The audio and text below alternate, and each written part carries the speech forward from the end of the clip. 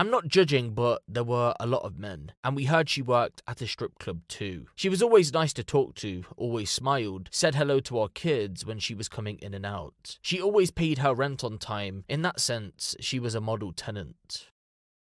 Then came March of 2022. On the 19th, landlady Felicity Rollins contacted police to request a welfare check on Christina.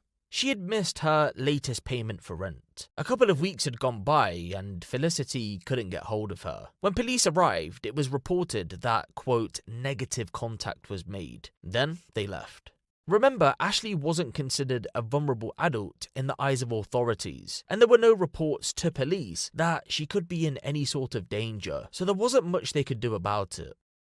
Over the next 12 days, Felicity continued to try and reach out to Christina, but all attempts failed. Then, on the 31st of March, 2022, Felicity and her boyfriend decided it was for the best to enter the property to see what was going on for themselves. It was then a gruesome discovery was made. I was sitting waiting in my truck when Felicity and her boyfriend came down and said, "Something's wrong. We think there's a dead body in there." They'd pretty much turned straight around when they opened the door. I didn't believe it. I thought they were messing, so I went up. When Felicity's family friend, Gareth White, entered the apartment, he knew straight away that someone had died. The smell alone was enough to tell him that. And so there she was, Christina decomposing on the floor in the property. She had been dead for roughly a month.